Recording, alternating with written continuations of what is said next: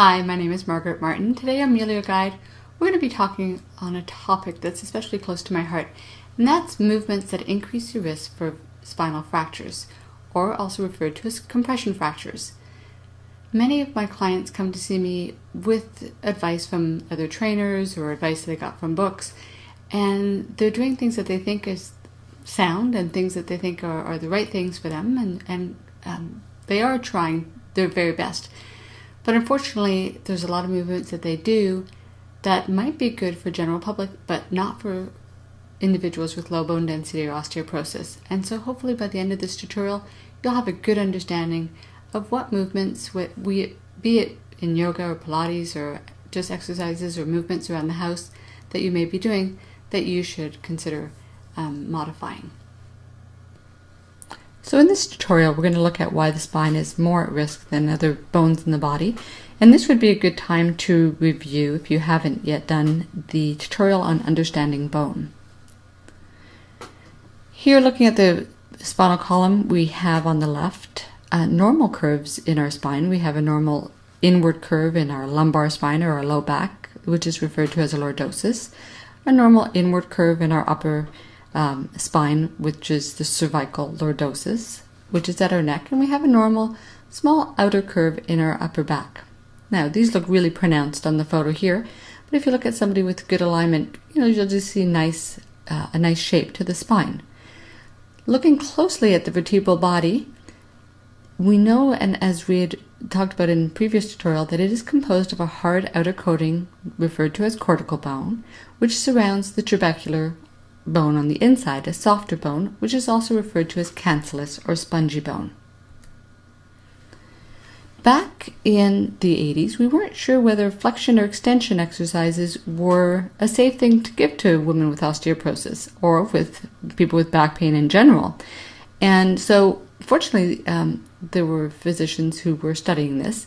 Now, for those of you who aren't familiar with flexion and extension, that's why I've brought up these two slides here.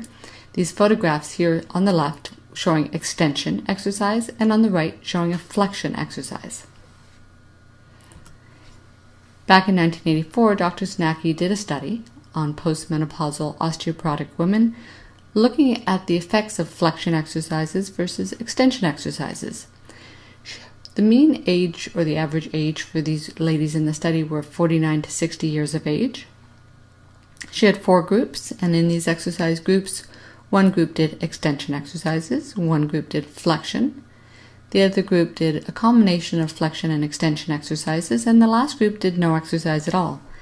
And then within a year and a half, if they had back pain or if they were due back for a follow-up, they would report back in. She did spinal x-rays and would see whether or not they had sustained fractures of their spine. And this was the findings. The findings were that fractures occurred at a very high rate, almost 90% in the group that had done flexions, that had done sit-up, toe-touch type exercises. The group that did no exercise at all still had a very high rate of fracturing, and the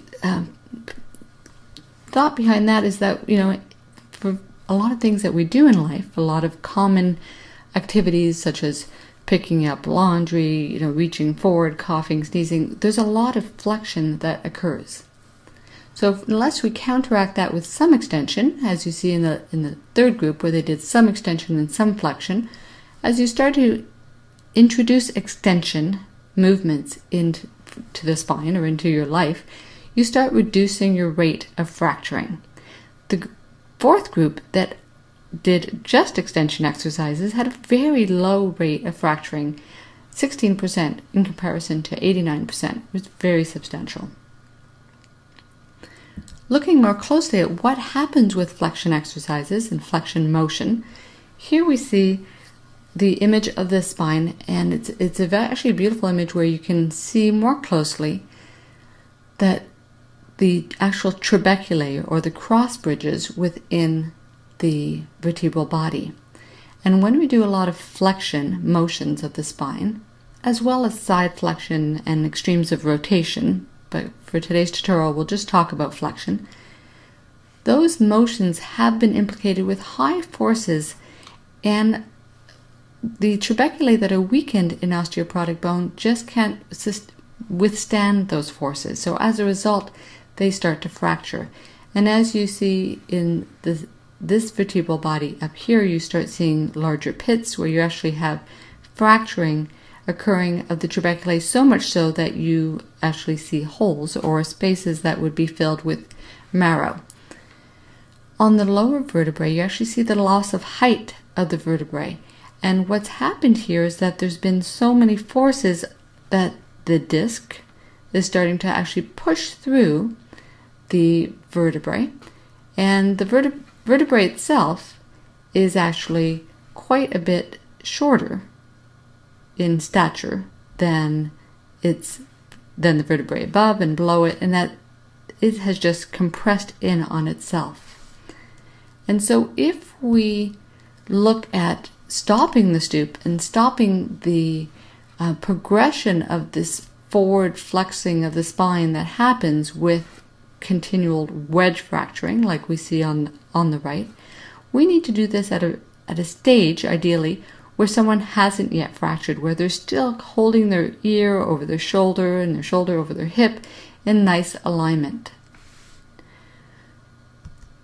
Not only is exercise implicated, but all the movements that we do day in and day out. And so we're looking at compressing the spine, or when we're moving, in as best alignment as possible. So here you see Pat, one of my clients, demonstrating how to garden safely, and Pat's bending forward in an unsafe manner here in the upper corner, where she's putting a lot of force in her spine, especially in her mid-back, through this position. Whereas if she took the time to get down and kneel, as she's demonstrating down here, where she's maintaining the nice alignment, and the bending's happening from the knee and the hip as opposed to the spine, that's much safer on the spine. And the trabeculae, the loading through the trabeculae and through the whole vertebral body is much more even. Exercises that increase your chance for spinal fracture, therefore, are all exercises that bring you into that forward flexed position. Flexion and rotation, as seen in the middle photograph, is even more risky, in that you're combining the two motions. And if you think about it, we think about exercises, but oftentimes I'll see women carrying heavy purses, and they go to sit down, and they'll rotate and drop their purse to the side, and that too is a very compressive load in a way that puts your spine at risk. So those are things to consider, looking at how to move well, how to move safely, and not just through formal exercises, but through exercises that have become much more popular, like yoga and Pilates. Yoga and Pilates moves need to be practiced with caution, should be practiced under the supervision of instructors who are well trained in the precautions that need to be carried out for individuals with osteoporosis or low bone density. You do not want to be doing any of the poses that you see here. If you have an instructor who wants more information, or for yourself, we did do a booklet, and I worked with an excellent yoga instructor, J.L. Lindsay, and she and I put together a booklet specifically on yoga, safe yoga practice for osteoporosis, and you'll see reference to that at the end of this tutorial. Best to keep it neutral. So flexion is obviously contraindicated, but extremes of extension are also not recommended. So with all activities of daily living, with strength training exercises, aerobic exercises, yoga, Pilates, extremes for your spine are not recommended. So whether you're grooming your dog, going into the fridge, picking loads up off the floor, or embarking on an exercise program, you do need to move carefully and safely. And I'm proud to say that Mueller Guide does offer you excellent exercise programs that do not put your spine at risk. And so hope this has been a helpful tutorial. That's all for this session, and I'll see you next time on Mueller Guide.